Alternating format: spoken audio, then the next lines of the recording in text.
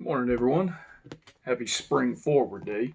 If y'all haven't done so, be sure to set your clocks an hour ahead if you got the ones that don't automatically update themselves. Welcome to the channel. Jesse talks all things TDCJ and military. As always, I'm your host, Jesse. Today, I want to do a continuation, not so much a continuation, but more of an extension of the last video that I did. Talked about being a rookie CO at TDCJ. Today, we're going to talk about being a mid-carder. Mid-carder is a term that's predominantly used in the professional wrestling entertainment industry as one who, they're not the champion, they're not the new guy or the one that just gets beat up all the time, they're right there in the center. Every industry is going to have individuals like that. They have names as the 9-to-5er, the assembly line guy, the one who punches in and punches out. So let's talk about that topic today. I want to answer a couple of questions real quick for some of the newer ones that are watching the channel. They're inbound to the academy. All of you that are headed that direction, good luck to you. Keep us posted on here. Let us know how it goes. Look forward to hearing about those experiences. One individual asked, how should they dress for the day one of the academy? I don't know how it is nowadays. It's been 10 years since I've been to the academy. When I went for that first day, I wore a clean pair of blue jeans, polo shirt, tucked in, black leather belt, black leather Bates boots, nice little shine to them. I had a fresh shave. I brought some gym clothes with me, shorts, t-shirt, socks, some running shoes. We did a roll call, and then we rolled right into the physical agility test, the PAT. There's details about it on the TDCJ website. It might have changed since I've done it. I've done some videos previously about how mine went. We did that. That pretty much took up the entire day. After that, we got our barracks assignments. I brought enough clothes to prep for the entire week. Class started on Monday.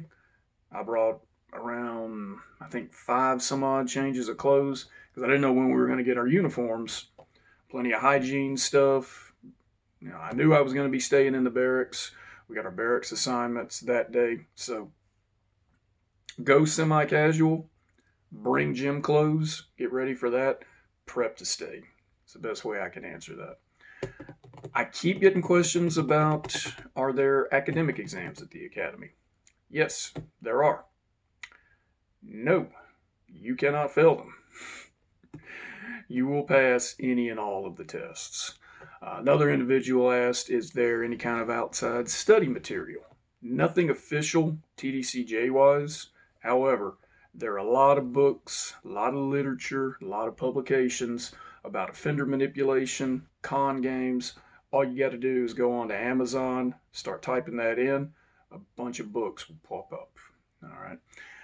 They apply to offenders, criminals, convicts, all that in general, and how they're going to do their games and their manipulation.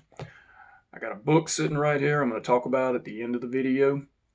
I can't read too much into it because it is a copyright book, and I don't want to violate any copyright laws. It's also a book that has been banned from any kind of TDCJ state property. This book is not allowed on the facilities. It's not even allowed in the vehicle in the parking lot. If it's seen, it's confiscate, destroy. It's a pretty dangerous book as far as how offenders use it. So we'll go ahead and hydrate. Cheers. And let's talk about what we're here to talk about today. So what is a mid-card corrections officer? Well, I was a mid-card corrections officer. Yeah. I was also a RoboCop. I was not popular amongst the inmates. I've talked about it numerous times. I wrote a lot of cases, and I didn't make a whole lot of friends. I wasn't there to make any friends. I was there to do a job, get my pay, get my benefits. Thank you. Thank you. Yes. I did have a question about, I'm sorry, I'm jumping around. Y'all know how it goes. I had a question about, are you required to have insurance by the state? When I went through, I had TRICARE through the military reserves. I was fully covered. I paid whatever I had to pay for it back then as a military reservist. I didn't need any kind of insurance through the state. However, I did have to carry something. I'm sorry, I don't remember what it was. I had some kind of life insurance. I don't remember the name of it. I think it was through Licos was the retirement program. I don't remember what the benefit program was.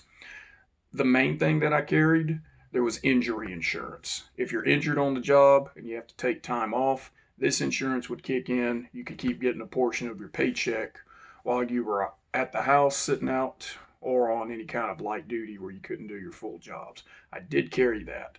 I also had deductions taken out so I could buy stuff at the commissary.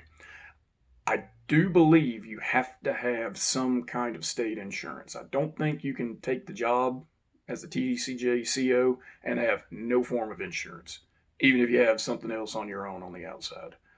Pretty sure it's the state's way of getting cash out of its employees. So I hope I've answered that question as best I can. Now, mid-carder. The mid-card CO is one who's put their time in. You've done at least your unofficial 1 year probationary period. If you had the sign-on bonus, you paid that bonus back by then. You know who you're working with. You know who you're working for. You're already assigned on shift. You're either Gen Pop, Ad Seg. I was Ad Seg. Seg boss, Seg for life. Loved it. For the most part.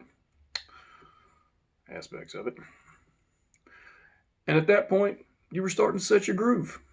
You had the tone set in. You knew the job, for the most part. The job started to know you. You might have made a couple of friends at that point. If not friends, at least acquaintances. Individuals that you could hang out with, have some conversations with. When I get there in the morning, I go to the ODR, I'd get me some breakfast. Very rarely were there eggs. Every now and again there were some. I'd get scrambled, salt, pepper. Most of the time it was pancakes and syrup. I ate so many pancakes during the 3 years that I was there, I don't even like them to this day anymore. I did learn to like it with peanut butter though. It was a nice little trade-off on it. There were two bosses in particular that were on the night shift. They worked Gen Pop, buddied up with the guys. Both of them were prior Army. They tell stories about what had gone on the night shift. I'd talk to them about what had gone on the day shift the day before. We kind of vented to each other. They were getting ready to go off shift. I was getting ready to go on shift.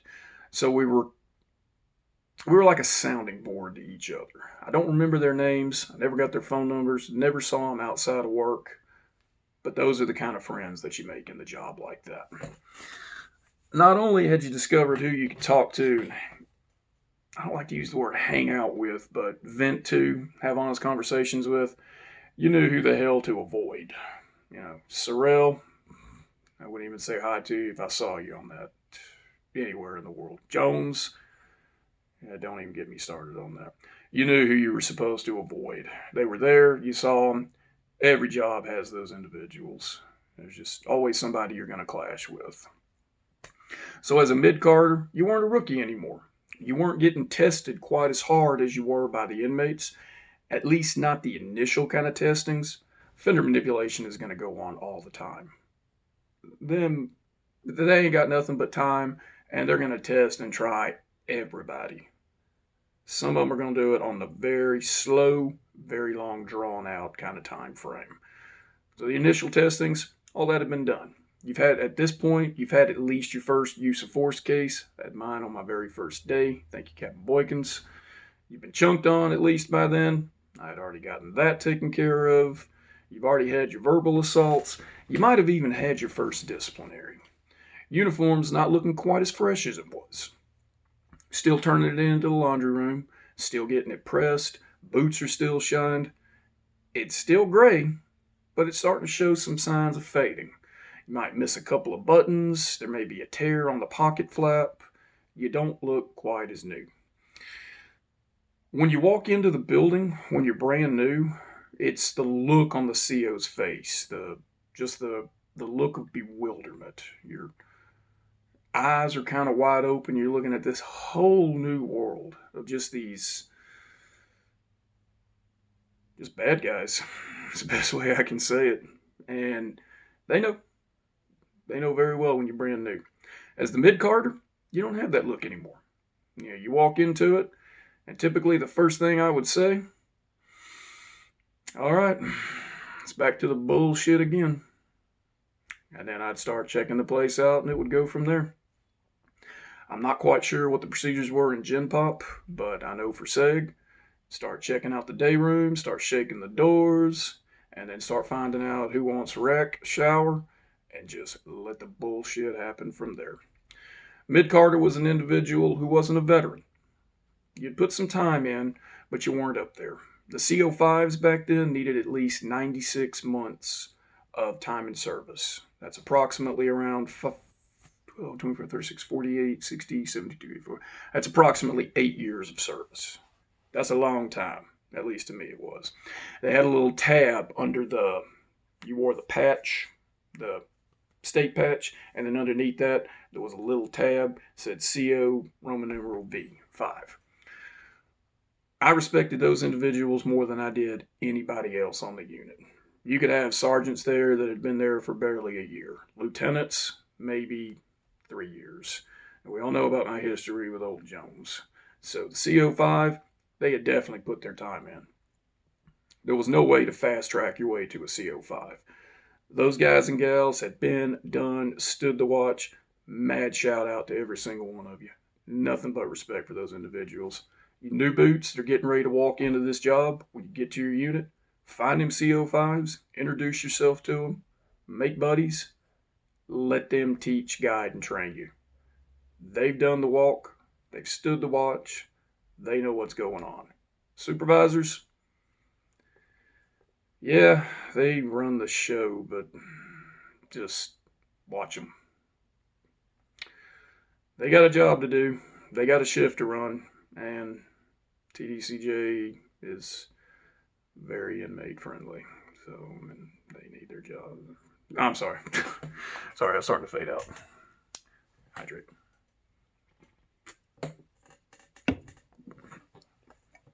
The mid-card CO is not a supervisor. They're not a veteran. They're still putting time in to get to that status, but they're there.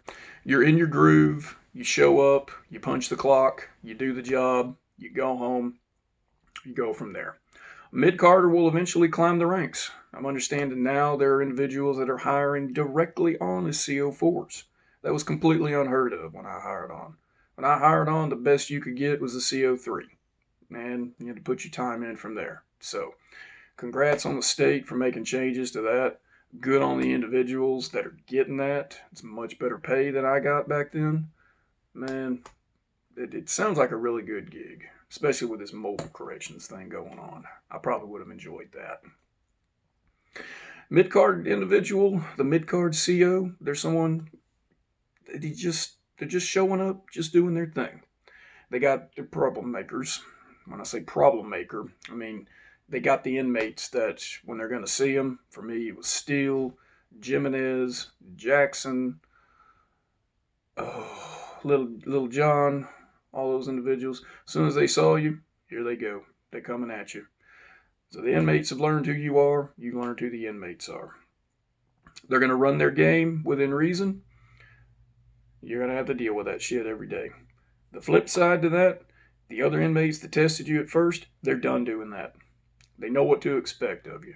You're going to come in, going to do your job, write your cases. They're just going to do their time, let you do yours, and go on home. It's a pretty easy day, depending on, which pod you get assigned to. So, folks, that's pretty much what I got for the mid-carder. They're not a rookie. They're not the veteran. They're there to do the job, go home, just pass the time by. When you're working in the prison, that's pretty much what you got. You got nothing but time to pass. Hope you guys have enjoyed this video. Hope everyone's having a great day. If you got questions for me, as usual, leave them down. We'll talk about... I'll wait till the next video to bring that up. Individual asked about, is there anything on the outside that they could read or study up for? There's this book, The Laws of Power. 41 laws of it. I'll introduce that in the next video. We'll talk about it. We'll talk about why it's not allowed inside TDCJ. If you want to, read it. It can help prep you up for some of the offender manipulation. Everyone have a great rest of y'all's day. Stay safe. Carter's out.